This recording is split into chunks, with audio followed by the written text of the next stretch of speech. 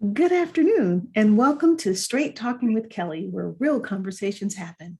This is where you'll meet the most intelligent, talented, and creative people who come to share tips, resources, and knowledge on various topics. My guests come from many industries that include health and wellness, culinary arts, fashion, music, education, community advocates, and so much more. Join me and my guest, Walter Brown Jr. He is the principal at WB Lending Solutions, WB Strategies, and chairperson of the Urban Financial Services Coalition National Multiple Strategies Working Committee. Welcome, Walter. Thank you, Kelly. Glad to be here. It's a pleasure having you. It's a pleasure. But Walter, before we start talking about financial literacy and family unity, I'd like to read a little bit of your bio, if that's okay. Sure. Okay. So Walter grew up in San Francisco's Hunters Point neighborhood and attended Lowell High School and Golden Gate University.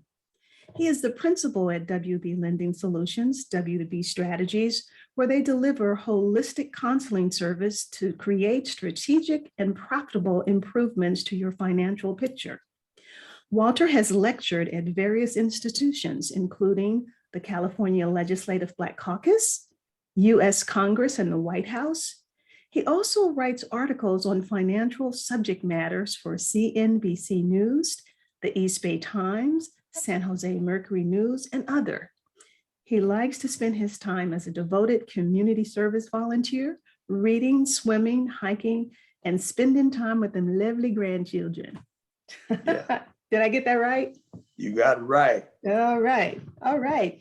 So Walter, even though I just talked about that you grew up in Hunters Point and whatnot, I still want you to give me a little bit more about your background, where you were born and raised, the schools you attended, and then we'll get into how you ended up with WB Solutions. Solutions.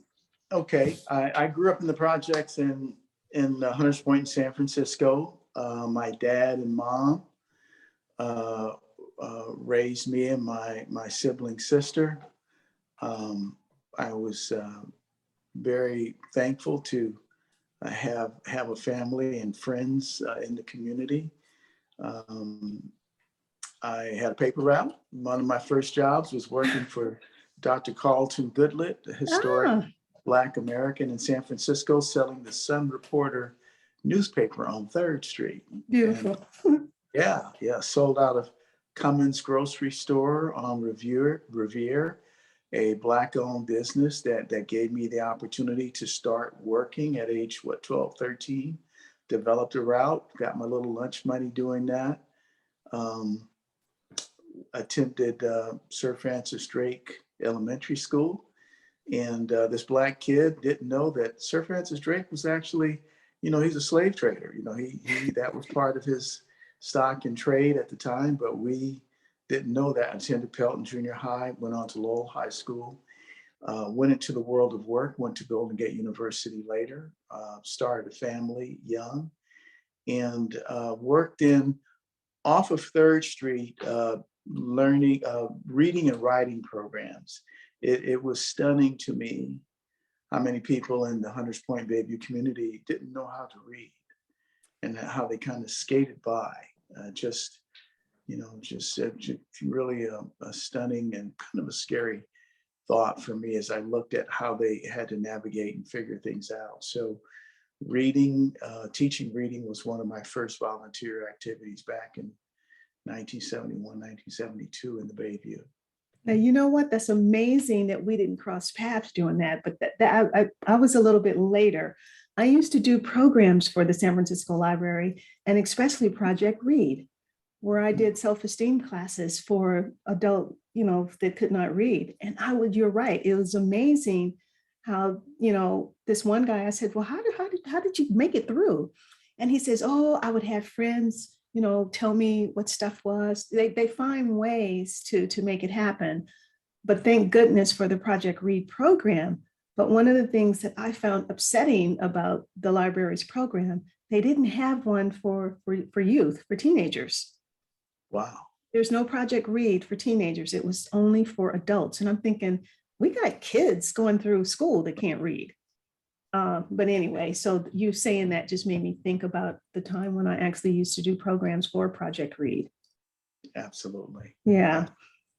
So now, Walter, what was it like being at Lowell? Because I also know I'm a Lowell graduate as well. We didn't have a lot of us there.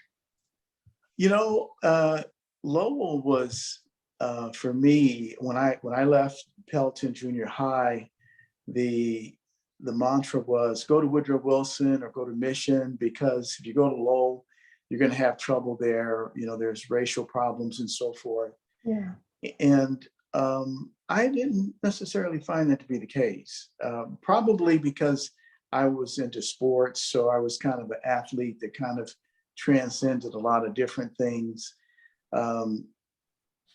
I found that by reaching, I just kind of refused to be pigeonholed, right? Yeah. Okay. You know, so I Makes just sense. said, okay, I'm going to push out to the white folks. I'm going to push out to the Asians, and it worked for me in that situation. I was a member of the Black Student Union, right? I was very aware of the Black Panthers at that time in the 70s. Their free breakfast program, their mentoring program. They did a lot of things. Whole lot. Other than what was publicized. Oh, absolutely. Program. So absolutely. Yeah, I was involved with that. My experience at Lowell was, well, the faculty was a little different. I think that was one of the things that my father helped me a lot. When I first got into Lowell, I had to catch up. At Pelton, I really wasn't prepared for Lowell. A lot of the concepts that the kids that, and when I first got there, knew from Marina, Appos, and other places, I had no concept of authors, math concepts, and I was playing catch up, almost flunked out. I remember going to a back to school night with my dad and mom. Okay. And I had this one particular English teacher. He was a man, always dressed very proper in a tie. I won't name him, but if you were there during those years, you know who he was. And he stood right in front of me and my parents and told my parents, I don't know why your son is here. He's not ready for Lowell. He shouldn't be here. Oh, wow. And he said that right in front of me. Wow. And my father stepped very closely to him. My father was a Teamster, roughneck. And my father was in a suit and a tie, dressed very well. And he stepped very closely to this teacher and said, I expect that you will make sure that my son passes or you will see me again. Okay. And the teacher, his face got red. I passed the class. Okay. You know what, but what you said was a key point. I had that same kind of experience at Lowell, not really feeling prepared for it because I had just got out here from St. Louis. And from the Lou. And Mr. Thomas, who was my teacher over at Roosevelt High, is the one who told my mom, you need to send her to Lowell. We didn't even know what Lowell was. And then I found out years later, Mr. Thomas ended up working at Lowell. Wow. Yeah, anyway, so wonderful story. So yes, but yeah, so I was like you as well in terms of I had friends with everybody. I knew everybody and I loved everybody. And I had a good time at Lowell, actually. I really did. Now, what I would like to know about you is your college experience. What was that like? And what was your major? What did you major in college? Business management. I went afterward. I went to corporate America. I went as a volunteer in the community. And so I didn't go to college until later in life. And that's why I went to Golden Gate University. Okay. So I went as a business major with business management and information technology as a minor. And so I was one of the old folks in the class. I was probably older than my professor. And as I listened to some of the youngsters talking about, well, I'm in school and I'm at work just to get a paycheck. And I really don't care what the company does. And if it doesn't really seem like it's really right, I don't care. I take my vacations. And I'd have to raise my hand and say that does not settle well with me at all. Mhm. You have to be a conscious citizen and employee. And so many of the professors would go, I agree with you. So you could have came up and taught the class, right? Right. So I had to be very careful, right, to leave the professor with their dignity intact, because there are a lot of things they were teaching that, you know, being a division leader in corporate America, I knew, and I just let them teach. Yeah. Sometimes that's a hard thing to do, isn't it? Yes. So now tell me about WB Lending Solutions and WB Strategies, how it came to be and the services that you offer. WB Lending Solutions, WB Strategies came out of my 25 years in corporate America. I worked for Fortune 500 companies like Bank of America, the Principal Financial Group, and others. And so working in banks, financial institutions, doing financing for consumers, I saw that there was a lot of information that I could not give to a consumer because I was an employee of the bank. So the consumer might be making a decision to take a product or take a certain step that would be good for the bank, because the bank would be able to make a sale and generate profit, but it wasn't good for the consumer. And so after about 25 years of that, I said, well, I would rather work on the consumer side, using the experience that I have to leverage the consumer's position, advocate for them with these institutions, work with their CPAs and attorneys to help them to maximize their returns. And so during the financial crisis, as an example, when we had so many foreclosures, and in the African-American community, by some statistics, Kelly, we've lost over $1 trillion in our community during that 2008 through 2013 period.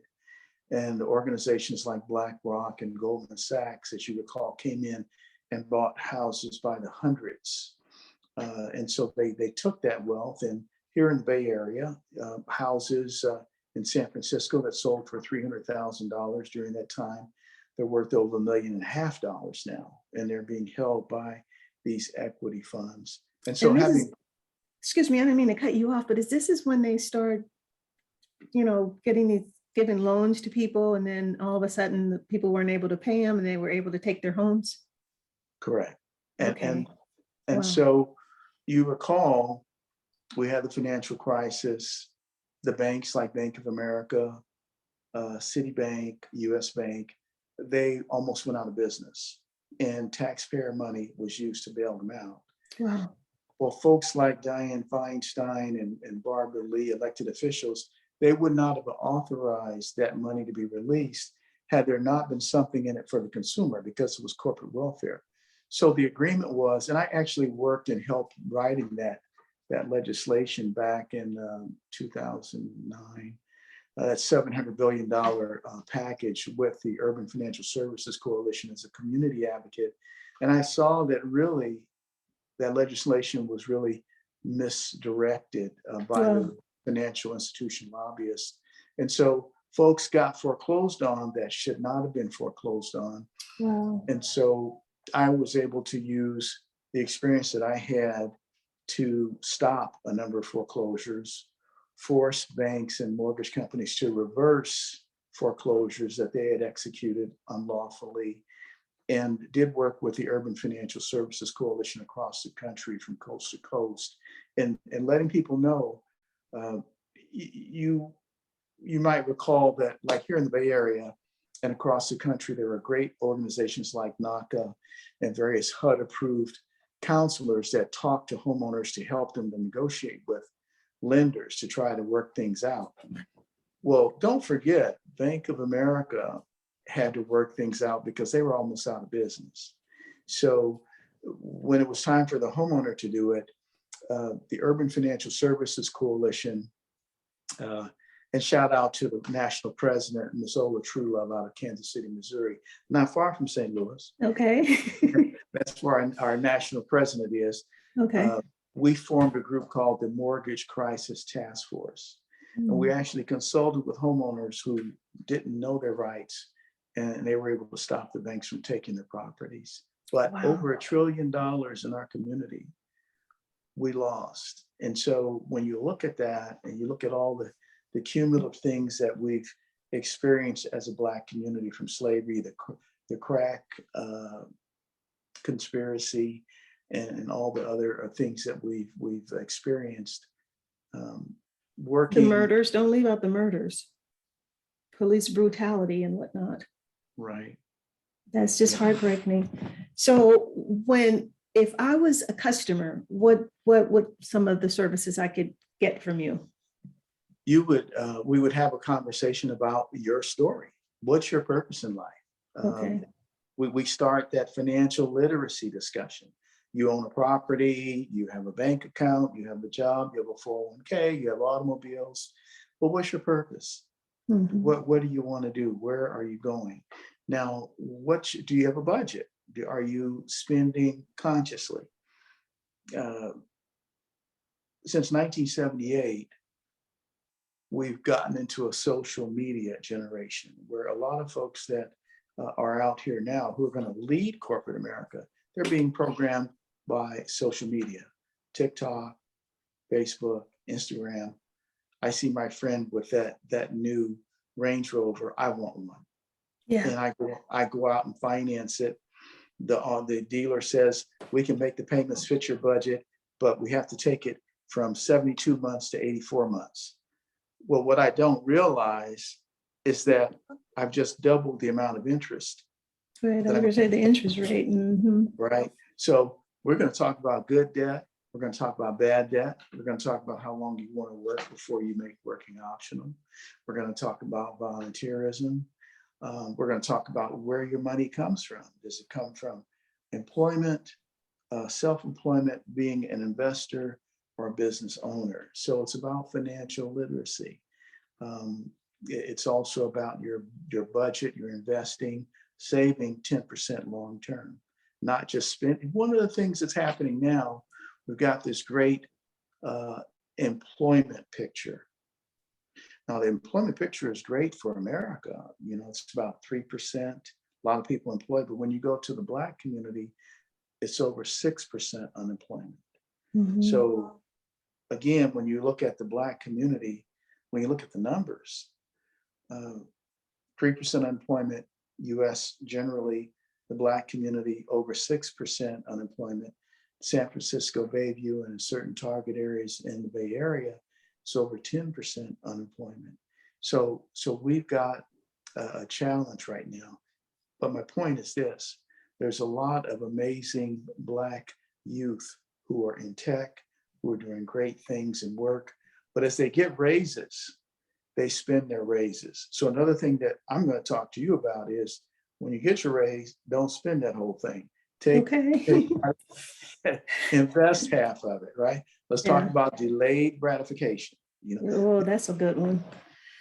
That's a good one. So you know what, that just leads me to my next question, even though you kind of answered it, but I want you to go a little bit more in depth. It says, I had read this financial literacy article. It was entitled, it was on May 17th by the National Urban League, titled Disparities in the African American Financial Literacy, Serious Problems with the Concept. And so what struck me the most was, you know, the importance of educating our youth. My husband does financial literacy trainings, and he also is targeting youth because that is definitely an area that needs to get a concept. What do you think people are currently thinking about when it comes to improving their financial literacy and financial intelligence? And so because most parents maybe don't really have enough knowledge, how can they teach their children? So then it becomes, for me, the responsibility of the school to have such programs. Is that correct? Well, most people are not thinking about financial literacy, sadly. The schools, most of the financial literacy is not taught in schools, as you know. It's not something that's found very commonly in schools. When we go into schools and do financial literacy outreach at the Urban Financial Services Coalition, we find the teachers want the information more than the students. Sure. After Yeah. the classes are over, the teachers are saying, "Hey, I need to talk to you. I've got questions." Yeah. We are in a situation where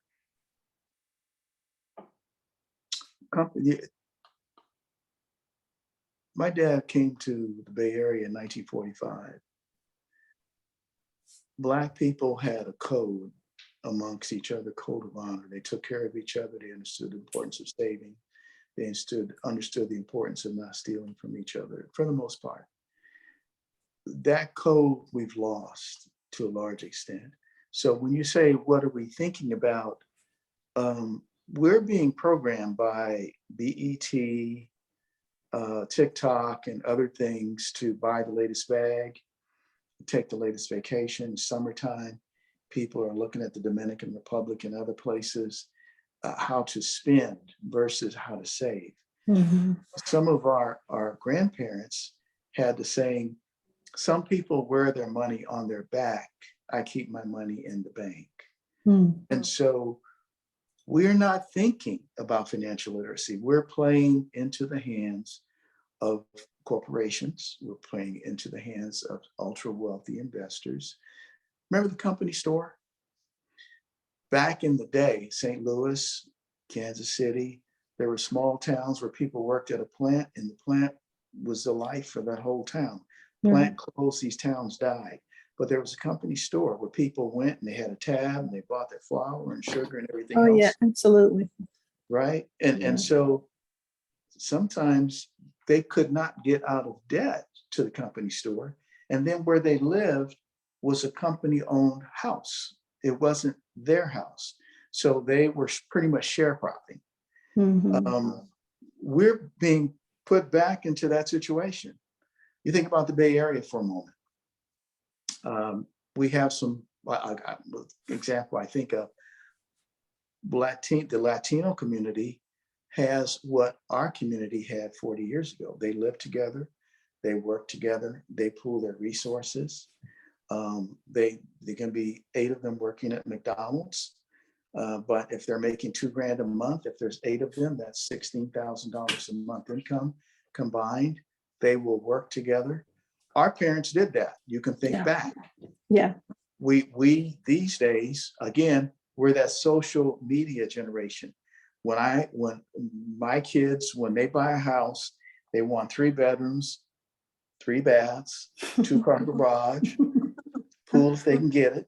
Okay. Whereas our parents, my dad and mom, we started in the projects. They ended up as millionaires, but they built slowly, delayed gratification. So I don't think we're thinking about financial literacy. I don't think we're being programmed to think about financial literacy. I think the fact that you're bringing this up is very important, and it needs to be done more. I think that the school district, they're going to have to do some real serious retooling to be able to, the school districts to be able to teach financial literacy. Absolutely. Well, hopefully my husband's program will be a great start for it, one that he's created. Would love to hear about it, because the schools are teaching people to be employees, not to be entrepreneurs, not to be wealthy, not to be Just know I teach that. I make sure. I'm also a teacher. I don't know if you know that I teach at City College in the fashion department. I actually teach them how to become image consultants. The culinary program that I started, I teach my young men how to become chefs. Anyway, so I definitely believe in teaching entrepreneurship. So now tell me this, you are a staunch believer in volunteering, right? Yes. Okay, so I know you currently serve as the chair of the Urban Financial Service Coalition and the National Multiple Strategies Working Committee. What are the benefits that you've received from volunteering, and would you suggest others to do so? The benefits that I receive are, number one, is it's good for the soul.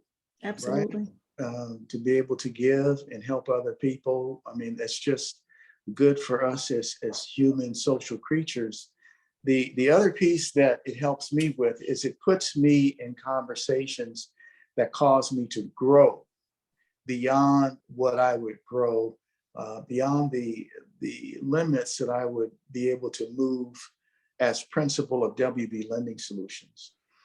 Working with the Urban Financial Services Coalition, if I go into Washington, D.C., into the Congress, and I present my WB Lending Solutions card, they go, so?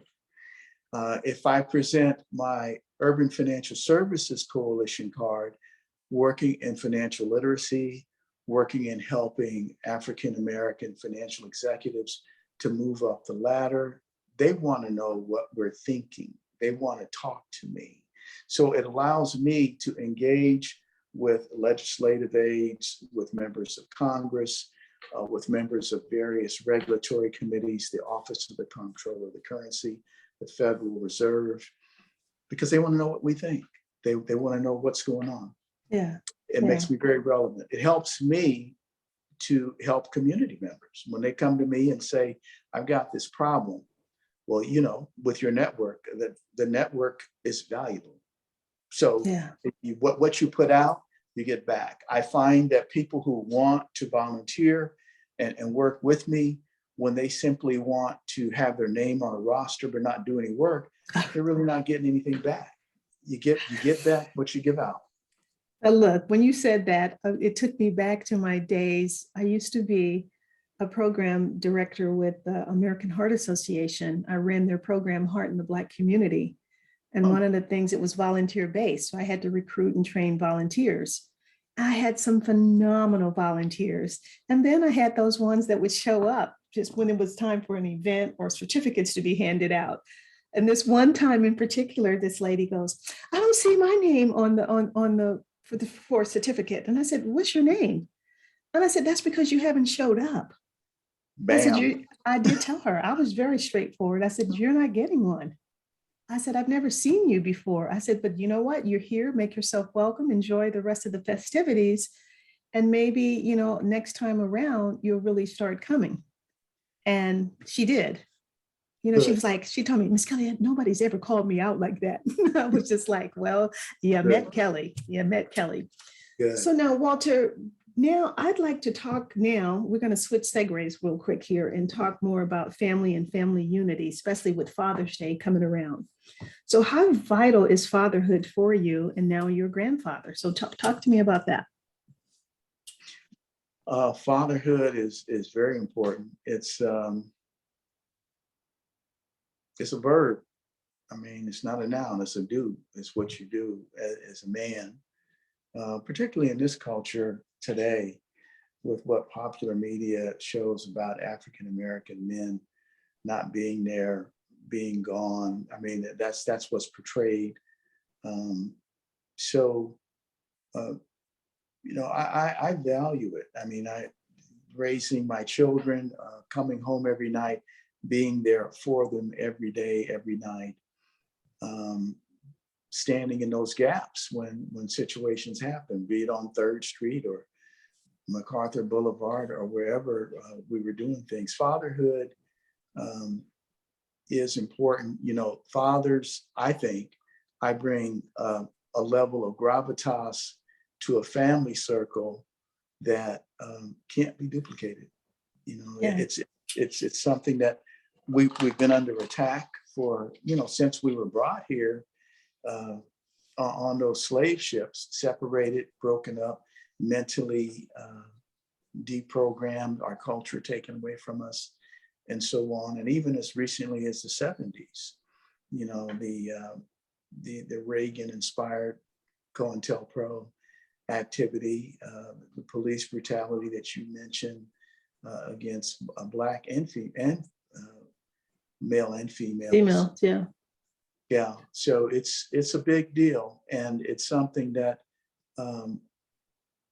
we've got to go back to our old ways.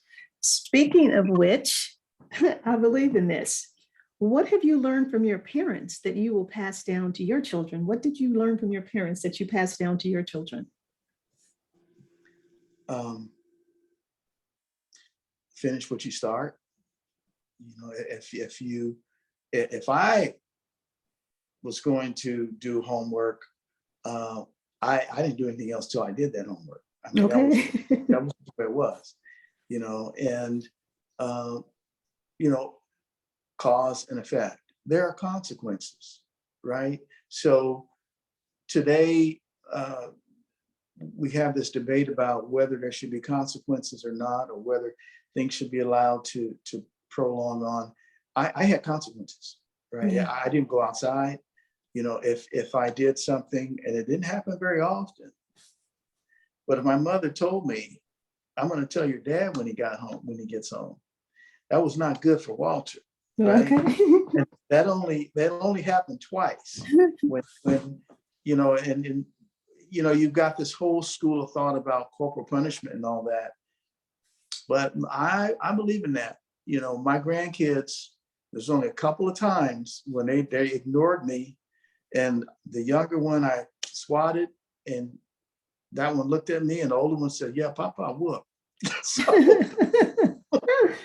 So that's and on the other hand, you have these conversations with people, and they go, "Well, you could be arrested and so forth." And at that point, you go, "Okay, when the police come in, okay, I'm dealing with this now at my house. If I don't deal with this in the house, you're going to be chasing them down the street." Okay, real truth. And we see it every day. Right? So Every day. that's how I'm just plain and simple. We're going to deal with it here. And if you're my child. And on the other hand, it also means protecting your child. I had a situation with one of my children who was arrested by the police on false charges. Oh, Newspaper story and the whole bit.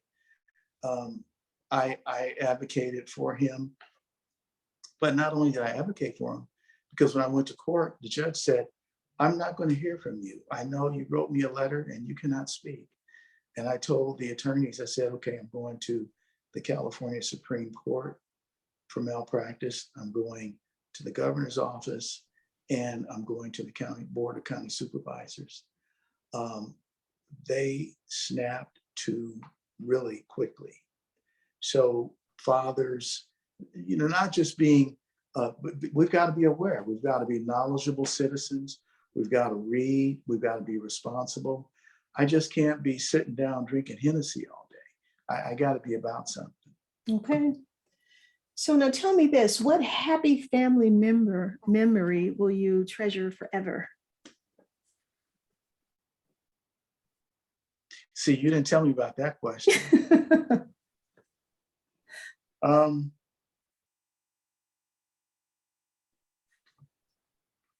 The happy family member I will remember will be driving my family to Yosemite National Valley and riding up that road through Mariposa along the stream and them coming out of the city and never seeing fresh water coming out, and us getting out and my boys going down and putting their hands in that cold snow runoff, and that was a fun memory. Oh, and El Capitan, seeing those wonderful that was one of our hangout spots with our daughter as well. We loved Yosemite. I love being around those trees, just all of it. Exactly. Yeah, so that's a beautiful memory, actually. Now I want to switch gears again. And so now I would like to ask you to name 3 people that have inspired you. My father. Okay. He was the best man in my wedding. So that would be one. See, you didn't tell me about this question either. That's the beauty of an interview, right? That's the beauty of an interview. It's like, you don't know what I'm going to ask. Dr. Martin Luther King, visionary. He had his flaws, but he was an absolute visionary. Jesus Christ is another one. And he's not the Jesus Christ as portrayed in the English and French portraits with blonde hair and so forth. He was out of the Middle East. So those Did he have the woolly hair? Say again? He had the woolly hair? Yeah. Okay. Yeah. That would be a third. And then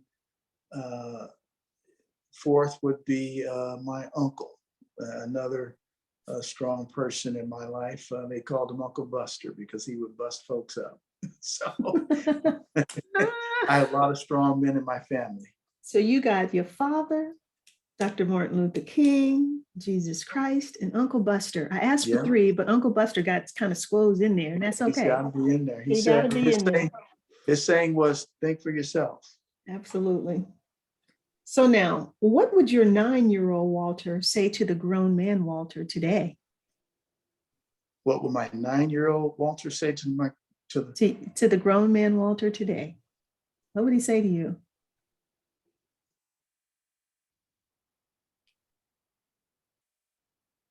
Go for it. Okay. Don't stop.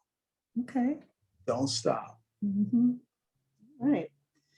So now, Walter, before we end this wonderful, wonderful session, would you like to leave some parting words to the audience and then tell us what you have coming up next?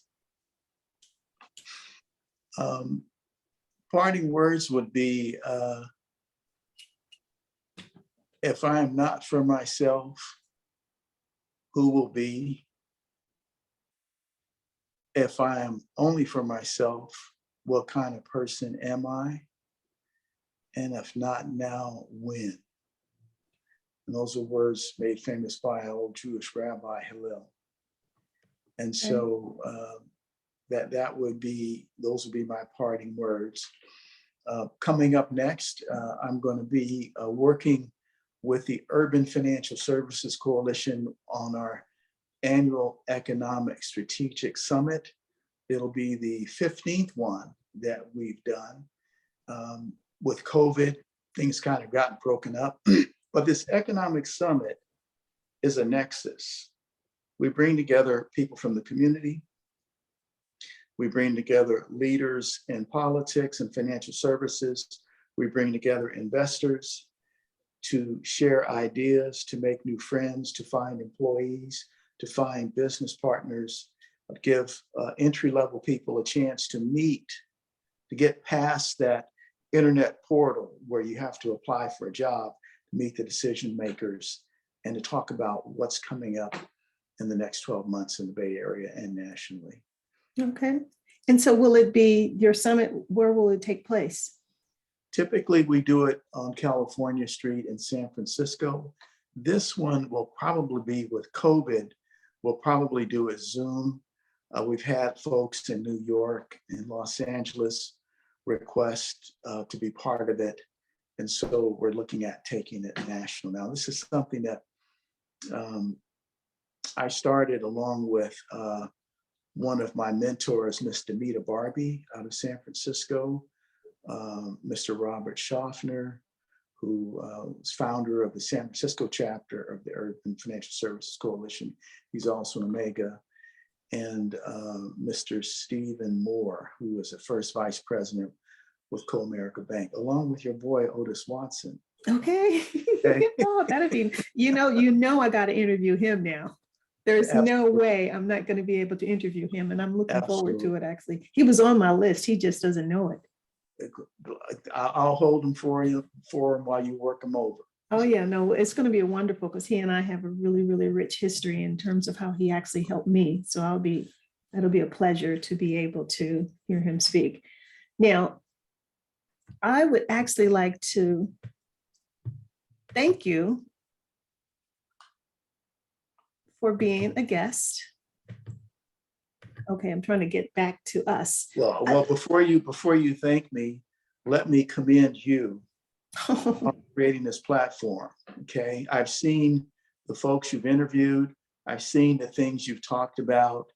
I didn't get a chance to talk too much about what Third and Paloux was in San Francisco back in the day, movie theater, stores, banks, and all that. We have to get back to our old ways. Yeah. And so you memorializing this information is important for my kids and my grandkids. So thank you for doing that. And has you. Oh, that was sweet. Thank you. Thank you very much. No, it's been a pleasure. And like I said, when I think about all of the people I know And because I have worked in so many different industries and because I am a networker, I will never run out of people to interview. There's always somebody out there. And the last thing is, you are drawing a line in the sand. Okay, you're taking a stand on presenting these stories, on creating this forum. And that's what all of us have to do. We have to draw a line in the sand and say, this is who I am. I'm standing up to be counted. I'm not going to hide in the shadows. And hats off to you, Kelly. Oh, thank you. Thank you very much. So thank you for being a guest. And You're we'll welcome. definitely have to have you come back as you get closer to your summit so we can make sure that people get the information about that. And to my guest, thank you so much for listening to Straight Talking with Kelly, where real conversations happen. Please make sure you subscribe, like, share, and guess what? You could be my next guest.